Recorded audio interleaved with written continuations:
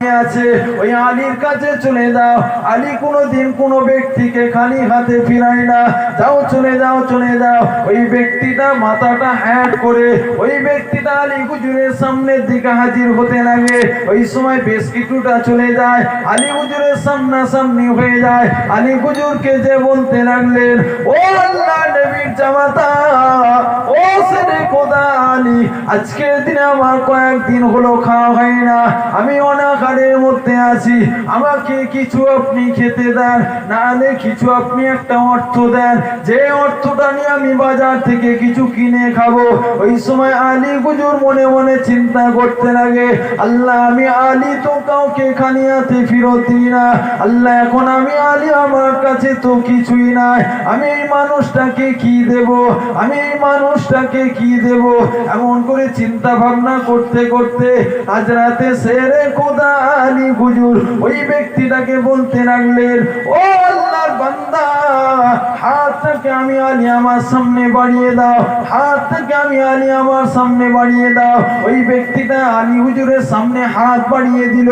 আলী হুজুরের সামনে হাতটা বাড়িয়ে দেওয়ার পরে আলী হুজুর দুটো হাত তুলে আল্লাহ দরবারে দুটো হাত তুলে কি জানো মনে মনে বলতে লাগে, আর আল্লাহকে বলতে লাগে, আল্লাহ বেইজ্জতি আলীকে করবেন না, আল্লাহ আলীর মান সম্মানকে আপনি রক্ষা করেন, আল্লাহ আলীর মান সম্মানকে আপনি রক্ষা করেন। এমন করে বলতে বলতে বলতে দেখতে পাওয়া যায় আজ রাতে শেরে খোদা আলী হুজুর এমন করে চিন্তা ভাবনা করতে করতে আজ রাতে শেরে খোদা আলী হুজুর কি যেন মনে মনে পড়ে ওই ব্যক্তিটার হাতের মুঠোর মধ্যে ফুঁক দিতে লাগে, ওই ব্যক্তিটার হাতের মুঠোর মধ্যে ফুঁক দিতে লাগে। বেশ কিছুটা হয়ে যায়, ওই ফুঁকটা দেওয়ার পরে ওই ব্যক্তিকে বলে হাতটা মুঠো করে নাও। ওই ব্যক্তিটা হাতটা মুঠো করে নেয়, আর আলী হুজুর বলতে লাগে, আজকে দিনে চলে যাও, ওই যে আবু জেহেলের দলেরা দাঁড়িয়ে আছে, ওই যে আবু জেহেলের দলেরা দাঁড়িয়ে আছে, ওই আবু জেহেলের দলের কাছে যে হাতটা খুলবে এমন করে দেখতে পাওয়া যায় ওই মাঝ বরাবর রাস্তার কাছে চিন্তা করতে লাগে, আজকে দিনে যদি আমি এই মাঝ বরাবর রাস্তায় আছি, আমাকে তো আলী হুজুর হাত খুলতে মানা করেছে, আমাকে তো আলী হুজুর হাতটা খুলতে মানা করেছে, আজকের দিনে আমি যদি হাতটা খুলে দিই এটা তো অমান্য করা হবে না, আমি হাত খুলবো না। আবার মনে মনে চিন্তা করতে লাগে, আলী তো আমার হাতে ফুঁক দিল, এই হাতের মধ্যে কি এমন আছে, এমন করে চিন্তা করতে করতে আবু জেহেলের দলের কাছে পৌঁছে যায়। আবু জেহেলের দলেরা হাসি ঠাট্টা করতে লাগে, আলী তো গরিব মানুষ, আলী আবার কি দেবে তোমাকে, এমন করে ওই ব্যক্তিকে ঠাট্টা করতে লাগে। ওই ব্যক্তির মনটা খারাপ হয়ে যায়, ওই ব্যক্তির মনটা খারাপ হয়ে যায়, আর আলী হুজুরের কথা স্মরণে এসে যায়, আলী হুজুর তো এদের সামনে আমার হাতটা খুলতে বলেছিল, খোদার কসম জানিয়ে দিলাম ওই সময় আলী হুজুরের ওই মানুষটা ওই ব্যক্তিটা যখন ওই আবু জেহেলের দলের কাছে এসে হাতটা খুলেছিল, ওই হাতের মুঠোর মধ্যে একটা হীরের টুকরা হয়ে গিয়েছিল। আরো জোরে বলেন সুবহানাল্লাহ। ওই সময় আবু জেহেলের দলেরা চিন্তা করে, আরে আলী তো গরিব মানুষ, আলী তো অভাবী মানুষ, আলী আবার এটা কোথায় থেকে পেল, আলী আবার এটা কোথায় থেকে পেল। ওই সময় আবু জেহেলের দলেরা ওই সময় মিটিং করছিল, চিন্তা করছিল মুহাম্মদকে কিভাবে মারা যাবে, মুহাম্মদকে কিভাবে শেষ করা যাবে, মুহাম্মদকে কিভাবে মিটানো যাবে, এমন করে মিটিং করতে লাগে। আর যখনই ওই ব্যক্তিটার হাতের মুঠোর মধ্যে হীরের টুকরা দেখলো, ওই ব্যক্তিগুলো অবাক হয়ে গেল, চলো চলো আলীর কাছে যাব, আলী এটা কোথায় থেকে পেল, আলী এটা কোথায় থেকে পেল। ওই ব্যক্তিকে সঙ্গে সঙ্গে নিয়ে একত্রিত করে নিয়ে আলী হুজুরের কাছে যেতে লাগে। আলী হুজুরকে যে বলতে লাগলেন, ও আল্লাহ নবীর জামাতা, ও হযরতে শেরে খোদা আলী, আপনি এই জিনিসটা কি করে পেলেন। আলী হুজুর ওই সময় বলতে লাগে, এটা আমার কোনো পাওয়ার নাই, এটা আমার কোনো ক্ষমতা নাই, আজকে দিন আল্লাহ দরবারে দুটো হাত তুলে বলেছিলাম, আল্লাহ পাক আলীর মান সম্মানকে আপনি রক্ষা করেন, আলীকে আপনি বেইজ্জতি করবেন না, আলীর মান সম্মানকে আপনি রক্ষা করেন, আলীকে আপনি বেইজ্জতি করবেন না। এমন করে চিন্তা করে করে শেষবারে আমি বলেছিলাম লা ইলাহা ইল্লাল্লাহ মুহাম্মাদুর রাসূলুল্লাহ সাল্লাল্লাহু আলাইহি ওয়াসাল্লাম। এই কলেমা শরীফটা পড়ে আমি ওই ব্যক্তির হাতের মুঠোর মধ্যে ফুঁক দিয়েছিলাম। তার জন্য আমার আল্লাহ পাক ওই ফুঁকের ওসিলাতে আমার আল্লাহ হীরের টুকরা করে দিয়েছে। জোরে হবে না? আরো জোরে বলতে পারলেন না? আমার কিছু ক্ষমতা নেই। আল্লাহর দরবারে আমি জানিয়েছিলাম, আল্লাহ আলীকে তো আপনি কোনোদিন বেইজ্জতি করেন না, আর আজকের দিনে আলীকে বেইজ্জতি করবেন না। আল্লাহ আল্লাহ আপনি একটা উপায়, আপনি একটা রাস্তা বার করে দেন। এমন করে চিন্তা করে করে শেষবারেতে আমি কি করেছিলাম, আমি কলেমা শরীফটা পড়ে ওই ব্যক্তির হাতের মুঠোর মধ্যে ফুঁক দিয়েছিলাম, আর আমার আল্লাহ ওই দরুদ শরীফের ওসিলায় ওই ব্যক্তির হাতের মুঠোর মধ্যে হীরের টুকরা দিয়ে দিয়েছে। জোরে বলেন, জোরে বলতে পারলেন না? তাহলে দরুদ শরীফের মাকাম কতটা বুঝতে পারা গেল। আবু জেহেলের দলেরা বলে হযরতে শেরে খোদা আলী, এতদিন আমরা এই কলেমার মাকামটাকে বুঝতে পারি না, আজকের দিনে যখন আপনি আমাদের কালিমার মাকামটাকে বুঝিয়ে দিয়েছে, আর আমরা এই দলে নয়, আজকের দিনে আমাদেরকে সকলকে আপনার হাতে হাত দিয়ে ইমানের কলমা পড়ে মুসলমান করিয়ে দেন। জোরে বলেন, জোরে হবে না? যে সকল ব্যক্তিগুলো রাসূলুল্লাহকে মারার চক্রান্ত করছিল, ওই সকল ব্যক্তিগুলো আলী হুজুরের হাতে হাত দিয়ে ইমানের কলমা পড়ে মুসলমান হয়েছিল। জোরে বলেন সুবহানাল্লাহ। সেই হযরতে শেরে খোদা কে আলী, হযরতে ফাতেমা হুজুর বিবাহ করবেন কাকে? মদিনা শরীফ থেকে, মক্কা শরীফ থেকে বড় বড় অর্থশীল ব্যক্তির বাড়ি থেকে প্রস্তাব আসতে লাগে, হুজুর আপনি ফাতেমাকে আমার সাথে দেন, হুজুর ফাতেমাকে আমার বাড়িতে দেন, আমি খুব সুখে রাখবো, শান্তিতে রাখবো। আর রাসূলুল্লাহ কারোর সম্মত কবুল করেন না।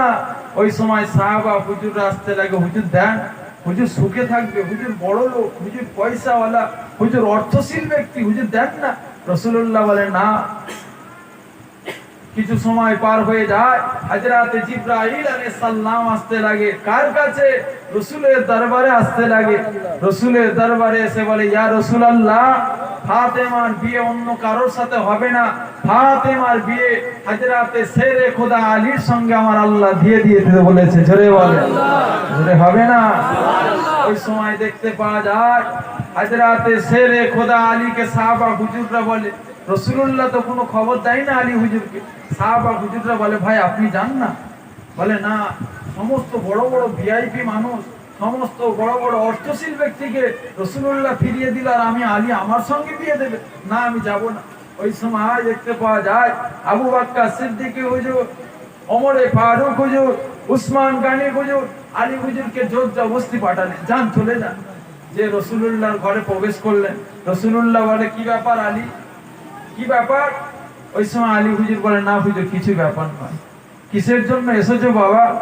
বলে, না হুজুর কিছুর জন্য না। বলে, সত্যি কথা বলো বাবা? বলে, না হুজুর কিছুর জন্য আসি না। ওই সময় হযরতে শেরে খোদা আলী হুজুরকে বলে, আলী শোনো, তোমার বিবাহ হবে ফাতেমার সঙ্গে, তুমি কি কবুল?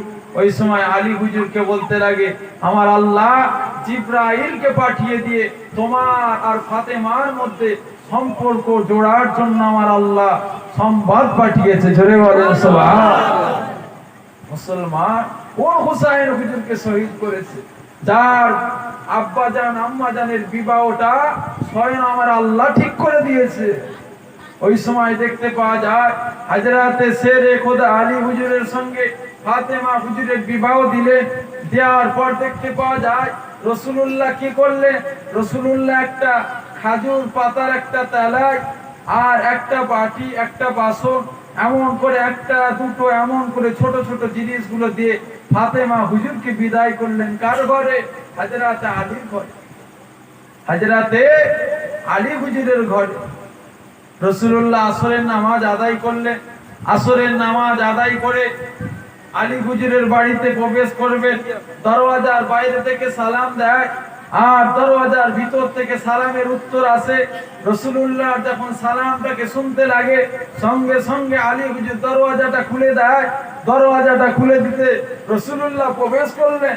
ফাতেমা হুজুরকে বললেন, মা ফাতেমা শোনো, তোমার বিবাহ শুধু আলীর সম্বন্ধ আসে না, তোমার বিবাহ বড় বড় ধনী ব্যক্তি, অর্থশীল ব্যক্তির বাড়ি থেকে প্রস্তাব এসেছিল, কিন্তু আমি রাসূলুল্লাহ দিই না। আরে ওই ধনী ব্যক্তি, অর্থশীল ব্যক্তিদের ওদের অর্থ আছে, আর আলীর কুঁড়ে ঘর হতে পারে, আলীর ঘরে ইবাদত আছে। জোরে বলে, জোরে হবে না? ওদের ঘরে অর্থ আছে, ধন সম্পদ আছে, কিন্তু আলীর হয়তো কুঁড়ে ঘর হতে পারে, আলীর হয়তো খাজুর গাছের তেলাই হতে পারে, কিন্তু আলীর ঘরটাকে আমার আল্লাহ পছন্দ করে, আলীর ঘরটাকে আমার আল্লাহ ইবাদতে ভরপুর করে দিয়েছে। জোরে বলেন সুবহান। ফাতেমা দুঃখ নিও না, ব্যথা নিও না, আমার আল্লাহ পাক স্বয়ং তোমাদের বিবাহ দেওয়ার জন্য আমার আল্লাহ ঘোষণা দিয়েছে, তাই আমি রাসূলুল্লাহ বিবাহ দিয়েছি। জোরে বলেন সুবহান। কয়েক বছর কেটে যায়। হযরত ইমাম হাসান, হযরত ইমাম হুসাইন হুজুর দুনিয়ায় আগমন করলে, দুনিয়ায় আগমন করার পর রাসূলুল্লাহ এতটা ভালোবাসতেন, রাসূলুল্লাহ এতটা প্যার করতেন। রাসূলুল্লাহ দেখতে পাওয়া যায় আম্মা জানের বাড়িতে আছে, আম্মা জানের বাড়িতে আছে। ওই সময় রাসূলুল্লাহ আম্মা জান হুজুরকে বলে, শোনেন, রাসূলুল্লাহ স্ত্রীকে বলতে লাগে, শোনেন যান, চলে যান, ওই যে গ্লাস আছে, গ্লাসের মধ্যে একটা গ্লাসে দুধ আছে, ওই দুধটাকে নিয়ে আসো। ওই দুধটাকে নিয়ে আসা হলো। বলে, ইয়া রাসূলুল্লাহ, কে পান করবে আগে? ওই সময় রাসূলুল্লাহ বলে, আগে অন্য কেউ পান করবে না, আগে পান করবে এই গ্লাসে মুখ ঠেকাবে হযরত ইমাম হাসান ও হযরত ইমাম হুসাইন, তারপর আমি রাসূলুল্লাহ পান করব। জোরে বলে, জোরে হবে না? মুসলমান, তাহলে রাসূলুল্লাহ কতটা নওয়াসা হুসাইন, হাসান হুসাইন হুজুরকে ভালোবাসতেন, আর সেই হুসাইন হুজুরকে শহীদ করা হলো। কলিজা খানা ফেটে যায়। মুসলমান, কোন হুসাইন হুজুরকে শহীদ করা হয়েছে? মুসলমান ঘরে ছেলে মেয়েরা, আব্বারা, তরুণেরা, এ নবীর দিওয়ানারা, আমার নবী পাকের পাগলেরা, কোন হুসাইনকে শহীদ করা হয়েছে শুনে রেখে দাও। যে হুসাইন হুজুরকে রাসূলুল্লাহ জানিয়ে দিতে লাগলো, হুসাইনের সারা শরীরটা এমন কোন অংশ ফাঁকা নাই যে জায়গাতে আমি রাসূলুল্লাহ নূরের ঠোঁট দিয়ে চুমা খাই না। জোরে বলে সুবহানাল্লাহ, হবে না? সুবহানাল্লাহ। এ মুসলমানের ছেলেরা, রাসূলুল্লাহ জানিয়ে দিতে লাগলো যে আমার হাসান হুসাইনকে ভালোবাসলো, সে যেন আমি রাসূলুল্লাহ আমাকে ভালোবেসে নিল। যে আমি রাসূলুল্লাহ আমাকে ভালোবেসে নিল, সে যেন আমার আল্লাহকে ভালোবেসে নিল। আর যে বান্দা আল্লাহকে ভালোবেসে নিল, আমার আল্লাহ ওই বান্দার জন্য 8টা জান্নাতের দরওয়াজা খুলে দিল। আরো জোরে বলেন সুবহানাল্লাহ। এ মুসলমানের ছেলেরা, সেই নওয়াসা হুসাইন অন্য কিছুর জন্য শহীদ হয় না। কিসের জন্য শহীদ হয়েছিল? হককে সঠিক জায়গায় রাখার জন্য, নামাজ, রোজা, হজ, যাকাত, ইসলামের হুকুম আহকাম গুলো জারি রাখার জন্য। এ মুসলমানের ছেলেরা, এজিদ বাহিনী কি করতে লাগলো? এজিদ যখন বসতে লাগলো, এজিদ যখন রাষ্ট্র চালাতে লাগলো, ওই সময় এজিদ যত রকমের খারাপ কাজগুলো চালু করতে লাগলো, যত রকমের নোংরা কাজগুলো চালু করতে লাগলো, মহিলাদেরকে নিয়ে সে ডান্স করতে লাগলো। ওই সময় জেনা, ব্যভিচারী, যেমন করে যা কিছু খারাপ কাজ আছে সমস্ত কাজগুলোকে চালু করতে লাগলো। আর হুসাইন হুজুর প্রতিবাদ করতে লাগে, আর হুসাইন হুজুর থাকতে পারে না। হুসাইন হুজুর প্রতিবাদ করতে লাগে। প্রতিবাদ যখন করতে লাগে জিদ বলতে লাগে হুসাইনকে শেষ করে দিতে হবে, হুসাইনকে শেষ করে দিতে হবে। হুসাইন হুজুর কি করতে লাগে, হুসাইন হুজুর বেশ কয়েক বছর কেটে যায়, বেশ কয়েক বছর কেটে যায়। ওই সময় হুসাইন হুজুরকে কুফাবাসীর একটা চিঠি পাঠাতে লাগলো, হুসাইন তুমি যা বলেছো ঠিক বলেছো, তুমি যা প্রচার করো ঠিক প্রচার করো, আমরা যে সব কাজকর্ম করি সব ভুল করি। ও নওয়াজ শাহ হুসাইন আসো, চলে আসো আমাদের কুফার জমিনে চলে আসো, আমাদেরকে সকলকে ইমানের কলমা পড়ে মুসলমান করে দাও। আরো জোরে বলেন সুবহানাল্লাহ। ছেলেরা ওই সময় নওয়াজ শাহ হুসাইন বেশ অনেক কটা চিঠি আসতে লাগলো, একই ধরনের চিঠি আসতে লাগলো। নওয়াজ শাহ হুসাইন কি করতে লাগে, ওই সময় যাবার জন্য তৈরি হয়ে যায়, যাবার জন্য রেডি হয়ে যায়। ওই সময় সকল ব্যক্তিরা বাধা দেয়, ভাই হুসাইন আপনি যাবেন না, কুফাবাসীর মানুষেরা খুব একটা ভালো নয়, ভাই হুসাইন আপনি যাবেন না। হুসাইন হুজুরের একটাই কথা, আজকে আমার জন্য ইসলামটা সঠিক জায়গায় থাকে, আমি হুসাইন আমার জানটাকে কুরবান করতে রাজি আছি, তথাপি আমি ভয় খেয়ে যাব না, তথাপি আমি ভয় খেয়ে যাব না। এমন করে যখন বলতে লাগলেন, হযরত ইমাম হুসাইন হুজুরের ফুফুতো ভাই হযরত ইমাম মুসলিম রাদিয়াল্লাহু তাআলা আনহু হুজুর আবার বলতে লাগলেন, ও নওয়াজ শাহ হুসাইন আজকের দিন আপনি যাবেন না। ভাই আমি যাই কুফার মানুষের মনোভাবটা দেখে আসি, কুফার মানুষেরা কি বলতে চায় দেখে আসি। ওই সময় ইমাম মুসলিম হুজুর দিন যাবার জন্য তৈরি হয়ে যায়। ইমাম মুসলিম হুজুরের দুটো ছেলে, ইমাম মুসলিম হুজুরের দুটো মাসুম মাসুম বাচ্চা, তারাও যাবার জন্য আব্বাজানকে বলেন, ও আমার আব্বাজান আমরা আপনার সঙ্গে যাব। ওই সময় এমন করে যখন জিদ করতে লাগে, ওই সময় আব্বাজান আর থামিয়ে রাখতে পারেন না, ওই সন্তানগুলোকে সঙ্গে নিয়ে যেতে লাগে, ওই সন্তানগুলোকে সঙ্গে নিয়ে যেতে লাগে। হযরত ইমাম মুসলিম কুফার ময়দানে পৌঁছে গেলেন, কুফার জমিনে চলে গেলেন। হযরত ইমাম মুসলিম বলতে লাগে, আমি মুসলিম যখন আমি পৌঁছে গেলাম, শত শত মানুষ আমার হাতে হাত দিয়ে হুসাইন হুজুরের নামে ইমানের কলমা পড়ে মুসলমান হয়ে যায়। আরো জোরে বলেন সুবহানাল্লাহ। হযরত ইমাম মুসলিম হুজুর বর্ণনা করতে লাগে, আমি যখন কুফার জমিনে গেলাম, আমার হাতে হাত দিয়ে শত শত মানুষ যখন ইমানের কলমা পড়ে নেয়, আমি ওই সময় মুসলিম একটা চিঠি লিখতে লাগলাম। ওই চিঠিতে বলতে লাগলাম, ভাই হুসাইন আপনি আসতে পারেন, কুফার মানুষের মনোভাব ভালো, কুফার মানুষ আমি মুসলিম আমার হাতে হাত দিয়ে ইমানের কলমা পড়ছে, অনেক মানুষ কলমা পড়ে নিয়েছে, ভাই হুসাইন আপনি আসতে পারেন। এমন করে খবর হয়ে যায়, ইমাম মুসলিম হুজুরের হাতে হাত দিয়ে ইমানের কলমা সকল ব্যক্তি পড়তে চালু করে দিয়েছে। হঠাৎ করে দেখতে পাওয়া যায় এজিদ ঘোষণা করে দিল, মুসলিমের যে গর্দানটাকে আনতে পারবে আমি এজিদটাকে একটা বড় উপহার দেব, মুসলিমের যে গর্দানটাকে আনতে পারবে আমি তাকে বড় একটা উপহার দেব। আর যে ব্যক্তিগুলো এজিদের সামনে থাকবে, আর যে ব্যক্তিগুলো ইমাম মুসলিমের সঙ্গে থাকবে, ওই ব্যক্তিগুলোকেও কতল করা হবে।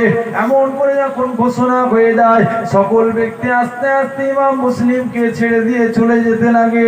ইমাম মুসলিম হুজুর একা, ইমাম মুসলিম হুজুর একা মনের দুঃখে কি করতে লাগে, আস্তে আস্তে হাঁটতে লাগে। হাঁটতে হাঁটতে দেখতে পাওয়া যায় একটা ব্যক্তির সঙ্গে দেখা হয়ে যায়, একটা জীর্ণ ব্যক্তির সঙ্গে দেখা হয়ে যায়, একটা বয়স্ক ব্যক্তির সঙ্গে দেখা হয়ে যায়। ওই ব্যক্তিকে বলতে লাগলেন, ও আল্লাহর বান্দা আপনি কি আমাকে এক রাত থাকার মতো আজ ইজাজত দেবেন, আপনি কি আপনার বাসায় আমাকে এক রাত থাকার মতো হাজির করবেন। ওই সময় আল্লাহর বান্দাটা বলতে লাগলেন, আপনার নাম কি? বলতে লাগে, আমার নাম ইমাম মুসলিম, আমি গোলাম হুসাইন হুজুরের ফুফুতো ভাই। ওই সময় ব্যক্তিটার মনে দয়া লেগে যায়, ব্যক্তিটার মনে মায়া লেগে যায়, ব্যক্তিটা গোপনে গোপনে ইমাম মুসলিমকে ডাকতে লাগলেন। ওই সময় খবর পেয়ে যায় ইমাম মুসলিমের গর্দানটাকে যে ব্যক্তি আনতে পারবে ওই ব্যক্তিকে আমি এজিদ একটা বড় উপহার দেব। সমস্ত ব্যক্তি খুঁজতে লাগে ইমাম মুসলিম কোথায় আছে, ইমাম মুসলিম কোথায় আছে। এমন করে দেখতে পাওয়া যায় একজন ব্যক্তি, দেখতে পাওয়া যায় মাথায় টুপি আছে, গায়ে জুব্বা আছে, মুখে দাঁড়িয়ে আছে, সুন্দর লেবাস আছে। ওই ব্যক্তিটা এসে হাজির হয়ে যায়। ওই ব্যক্তিটা, যে ব্যক্তিটার বাড়িতে ইমাম মুসলিম হুজুর আছে, ওই ব্যক্তিটার বাড়িতে হাজির হয়ে যায়। ওই সময় বলতে লাগলেন, ইমাম মুসলিমকে কি আপনারা চেনেন? বলে কেন ভাই, কিসের জন্য? বলে অন্য কিছু কারণ নয়, ইমাম মুসলিমের হাতে হাত দিয়ে আমি ইমানের কলমা পড়বো বলে এসেছি। ওই সময় ইমাম মুসলিম হুজুরকে বলতে লাগে, ইমাম মুসলিম হুজুর বলতে লাগে, সত্যি হয়তো ব্যক্তিটা আমার হাতে হাত দিয়ে কলেমা পড়বে। এমন করে চিন্তা করে বলতে লাগে, ও আল্লাহর বান্দা, আজকে দিন আপনি যার সামনে দাঁড়িয়ে আছেন তিনি অন্য কেউ নয়, অন্য কেউ নয়, তিনি হলেন ইমাম মুসলিম। ওই ব্যক্তিটা ঝরঝর ঝরঝর করে কেঁদে কেঁদে বুকে জড়িয়ে ধরে আর মুহাব্বত করে চলে গেল। তারপরে এজিদের দরবারে চলে যায়। এজিদকে যে বলতে লাগে, মুসলিমের খবর পেয়ে গেছি, মুসলিম কোথায় আছে আমি জেনে গেছি, দাও আমাকে উপহার দাও, দাও আমাকে পুরস্কার দাও। ওই সময় এজিদ বাহিনী খবর পেয়ে গেল, কিতাবের মধ্যে পাওয়া যায় ওই ব্যক্তিটা পৌঁছে গেল।